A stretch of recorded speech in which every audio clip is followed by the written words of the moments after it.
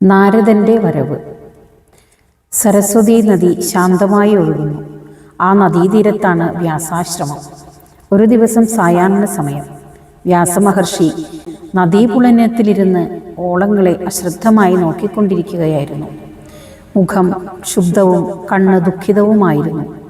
ചിന്താക്രാന്തനായ അദ്ദേഹത്തിൻ്റെ കണ്ണുകളിൽ എന്തോ ഒരു അഗാധമായ വേദന പ്രതിഫലിക്കുന്നുണ്ട്. ആ നിലയിൽ അദ്ദേഹം ദീർഘനേരം അവിടെയിരുന്നു. ഒരു വീണാക്കുണമാണ് ആ നിശബ്ദതയ്ക്ക് ഭംഗമുണ്ടാക്കിയത്. കർണാനന്ദകരമായ ആ ശബ്ദം അദ്ദേഹത്തിൻ്റെ ചെവിയിലെത്തി. ഒപ്പം ശ്രീനാരായണനെ പറ്റിയുള്ള സ്തുതിഗീതങ്ങളും. വ്യാസൻ വികാരവിവശനായി മേൽപോട്ട് നോക്കിയപ്പോൾ യൗവനയുക്തനായ നാരദ മഹർഷി തൻ്റെ അരികിലേക്ക് വരുന്നതാണ് കണ്ടത്. വ്യാസൻ പരിഭ്രമിച്ചെഴുന്നേറ്റ് ദേവർഷിയെ വന്ദിച്ച് ആസനസ്ഥനാക്കി.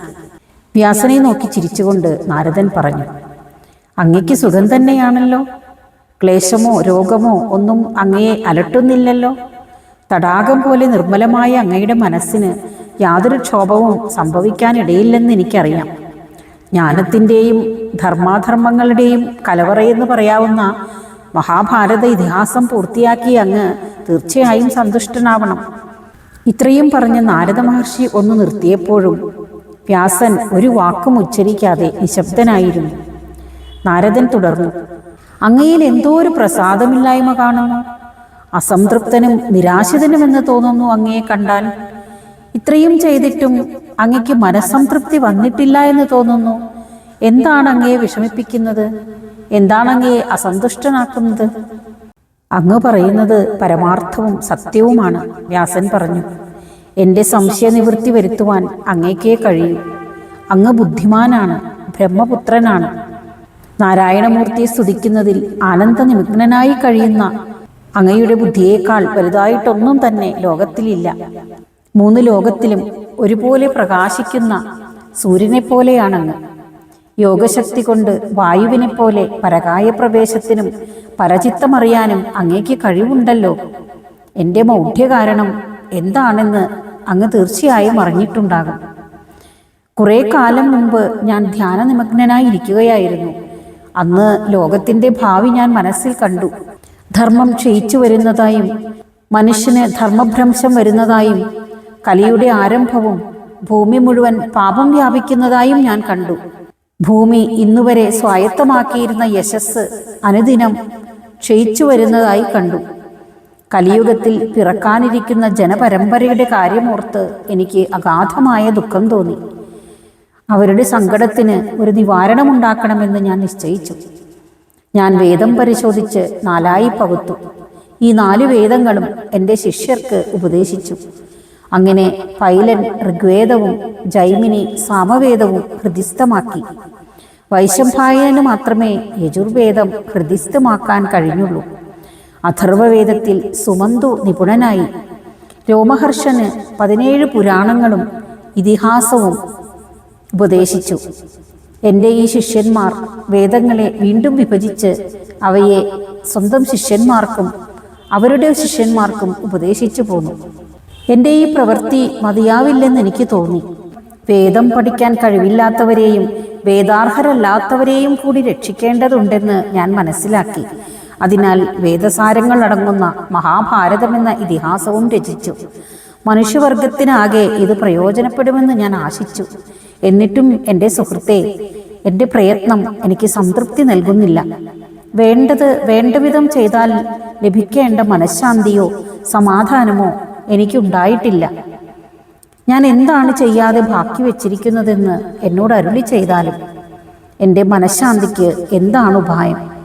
ഒരു ചെറുപുഞ്ചിരിയാൽ പ്രകാശമാനമായ ആ യുവമുഖത്തിൽ നിന്ന് ഇപ്രകാരം കേട്ടു, കാരണം എനിക്കറിയാം, അങ്ങ് വേണ്ടത്ര ചെയ്തിട്ടില്ല. വേണ്ടുന്നത്ര ചെയ്തിട്ടില്ലേ? വ്യാസൻ അത്ഭുതത്തോടെ ചോദിച്ചു. എന്നാൽ കഴിയുന്ന വിധമെല്ലാം ഞാൻ ശ്രമിച്ചിട്ടുണ്ട്. മനുഷ്യന്റെ നന്മയ്ക്ക് അത്യന്താപേക്ഷിതമായതും അവന് ധർമ്മമാർഗത്തിൽ ചരിക്കാനുതകുന്നതുമായി എൻ്റെ ആലോചനയിൽപ്പെട്ടതെല്ലാം ഞാൻ എഴുതി വച്ചിട്ടുണ്ട്. ഇനി എന്താണ് ബാക്കി? എന്നോട് പറഞ്ഞാലും. നാരദൻ തുടർന്നു, അങ്ങ് വേണ്ടുന്നത്ര ചെയ്തിട്ടില്ലെന്നാണ് ഇപ്പോഴും എൻ്റെ അഭിപ്രായം.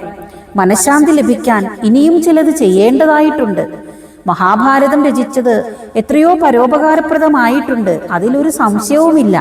പക്ഷേ ആ മഹാഗ്രന്ഥത്തിന് ഒരു കുറവ് വന്നുപോയി. വ്യാസൻ ഗുരുസന്നിധിയിൽ ശിഷ്യനെ പോലെ എല്ലാം കേട്ടുകൊണ്ടിരുന്നു. മഹാഭാരതത്തിൽ ഒരു വൈകല്യമോ? അതെന്തെന്നറിയാൻ അദ്ദേഹത്തിന് ആകാംക്ഷയുണ്ടായി. വാക്കാലൊന്നും പറഞ്ഞില്ലെങ്കിലും അദ്ദേഹത്തിൻ്റെ കണ്ണുകളിൽ ആ വൈകല്യം എന്തെന്നും അതെങ്ങനെ തിരുത്താമെന്നും ദയവായി അരുളി ചെയ്യണമേ എന്ന അപേക്ഷ വ്യക്തമായി കാണാമായിരുന്നു. നാരദൻ പറഞ്ഞു, ലോകഹിതാർത്ഥം എവിടെ ധർമ്മമുണ്ടോ അവിടെയാണ് ജയം എന്ന തത്വം പാണ്ഡവന്മാരുടെ കഥ വഴി അങ്ങ് മനുഷ്യരെ പഠിപ്പിച്ചു. കൃഷ്ണനുള്ളയിടത്ത് ധർമ്മവുമുണ്ട്, ഇതാണ് ധരിക്കാനുള്ളത്. ജനങ്ങൾ അത് പഠിക്കുകയും ചെയ്യും, സംശയമില്ല. പക്ഷേ ആ ഇതിഹാസത്തിൽ എവിടെ തപ്പിയാലും മനുഷ്യധർമ്മങ്ങളെയാണ് ഊന്നി പറഞ്ഞിട്ടുള്ളത്. എൻ്റെ സുഹൃത്തെ, എന്നാൽ ഒന്ന് പറയട്ടെ, ഭഗവാനെ പറ്റിയുള്ള സ്തുതി അങ്ങയുടെ കഴിവിനനുസരിച്ച് ആയിട്ടില്ല. ഭഗവത് പ്രാപ്തിക്ക് ഏറ്റവും സുഗമമായ മാർഗം ഭക്തിയോഗമാണെന്ന് അങ്ങയ്ക്കറിയില്ലേ? മറ്റു യോഗങ്ങൾ ഈശ്വര സാക്ഷാത്കാരത്തിന് വളരെ കഠിനവുമാണ്. ശ്രീനാരായണ സ്തുതി വാക്കിൽ പിഴച്ചാലും തെറ്റായി ഉച്ചരിച്ചാലും ഭഗവത് പ്രീതിക്ക് കാരണമാവും. കാട്ടിൽ 2 മരങ്ങൾ കൂട്ടിയിരുമുമ്പോൾ അഗ്നി എപ്രകാരമുണ്ടായി ആ കാട് തന്നെ നശിപ്പിക്കുന്നുവോ, അപ്രകാരം മനുഷ്യ മനസ്സും ഭഗവാനിലുള്ള ഭക്തിയും കൂട്ടിമുട്ടുമ്പോൾ മനുഷ്യനിൽ അന്തർഹിതമായ തിന്മ മുഴുവൻ വെന്തു വെണ്ണീറാവും. അപ്പോൾ മനുഷ്യനിൽ സാത്വിക ഭാവമുദിച്ച് കർമ്മബന്ധം നശിക്കുകയും ശാശ്വത മോക്ഷം കൈവരികയും ചെയ്യും. മഹാഭാരതം അങ്ങേക്കൊരു വിനോദമായിരുന്നു. അതിൽ അങ്ങയുടെ വീക്ഷണം ഒരു ലക്ഷ്യം വെച്ചായിരുന്നു. ഓരോ കഥാപാത്രത്തിലും അങ്ങ് അങ്ങേയറ്റം ഇറങ്ങിച്ചെന്നിട്ടുണ്ട്. നല്ലതും ചീത്തയും വർണ്ണിക്കുന്നതിൽ ഒരുപോലെ വൈദഗ്ധ്യവും കാണിച്ചിട്ടുണ്ട്. യാദൃശ്ചികമായി ഭഗവാനെ പ്രശംസിച്ചിട്ടുണ്ട് എന്നു മാത്രം. ഏകാഗ്രമായ ഭഗവത് ഭക്തി അതിൽ കാണുന്നില്ല. ആ വൈകല്യം പരിഹരിക്കാൻ അങ്ങ് പരിശ്രമിച്ചാലും നാരായണസ്തുതി പാടിയാലും അദ്ദേഹത്തിൻ്റെ വിശ്വരൂപം, വിരാട് രൂപം, വിഭൂതികൾ, അവതാരങ്ങൾ ഇവ ലോകത്തിന് പറഞ്ഞു കൊടുക്കുക. ഇതുകൊണ്ട് അങ്ങയുടെ മനസ്സിന് ശാന്തി, അങ്ങ് ആഗ്രഹിക്കുന്ന പ്രസാദം അങ്ങേക്ക് ലഭിക്കും. ദ്വന്ദ്ങ്ങൾക്കതീതനും അനന്തശായിയും പരമപുരുഷനുമായ ഭഗവാൻ ശ്രീനാരായണൻ തന്നെയാണ് ഈ വിശ്വത്തിനൊട്ടുക്കും ജീവസന്ധായകൻ എന്ന് ലോകത്തെ ധരിപ്പിക്കുക. ഭഗവാൻ നമ്മുടെ ഇടയിൽ വന്ന് ജനിച്ച് മനുഷ്യരൂപവും നാമവും എടുക്കുന്നത് എന്തിനാണെന്നും സത്വരജസ് തമോ ഗുണങ്ങളിൽ ഓരോന്നും സ്വീകരിച്ച് മാനുഷിക വികാരങ്ങൾക്ക് അധീനനായി കേവലം മനുഷ്യത്വം കൈക്കൊണ്ടത് എന്തിനാണെന്നും മനസ്സിലാക്കി കൊടുക്കുക. ഭഗവാന്റെ ഓരോ അവതാരത്തെയും സ്തുതിക്കുക. നാരായണ സ്തുതിയല്ലാതെ മറ്റൊന്നും നാവിൽ വരാതിരിക്കട്ടെ.